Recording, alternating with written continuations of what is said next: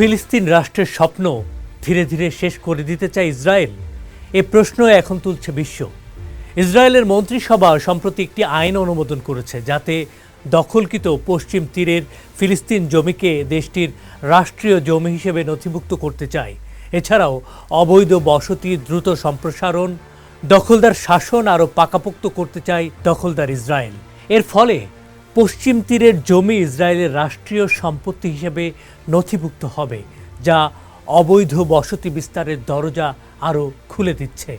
এর প্রেক্ষিতে সম্প্রতি প্রায় 20টি দেশ, আরব লীগ, OIC একসঙ্গে ইসরায়েলের নতুন সিদ্ধান্তের বিরুদ্ধে কড়া ভাষায় নিন্দা জানিয়েছে। যৌথ বিবৃতিতে বলা হয়েছে, ইসরায়েলের এই পদক্ষেপগুলো আন্তর্জাতিক আইন ও জাতিসংঘের প্রস্তাবের সরাসরি লঙ্ঘন। এর লক্ষ্য একটাই, কাগজে কলমে যাই থাকুক, বাস্তবতা বদলে দেয়া, কার্যত ভূমি সংযুক্তকরণ, ফিলিস্তিন রাষ্ট্র প্রতিষ্ঠার পথ বন্ধ করা। আরব দেশগুলো স্পষ্ট করে বলছে, এভাবে চললে রাষ্ট্রভিত্তিক সমাধান পুরোপুরি ভেঙে যাবে। রাষ্ট্রভিত্তিক সমাধানের ভিত্তি হল 1967 সালের সীমান্ত ঠিক রাখা, আরব শান্তি উদ্যোগ ও জাতিসংঘের প্রস্তাব ঠিক রাখা।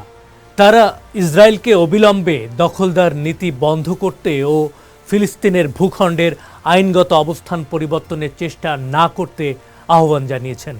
এছাড়াও চীন স্পষ্ট জানিয়ে দিয়েছে, গাজা ও পশ্চিম তীর ফিলিস্তিনের অবিচ্ছেদ্য অংশ।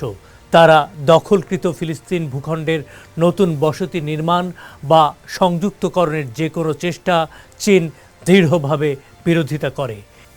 এই বিবৃতির মাধ্যমে বিশ্ব এই বার্তাই দিচ্ছে, মধ্যপ্রাচ্যে টেকসই শান্তি চাইলে ফিলিস্তিন প্রশ্নের ন্যায্য সমাধান ছাড়া আর কোনো পথ নেই।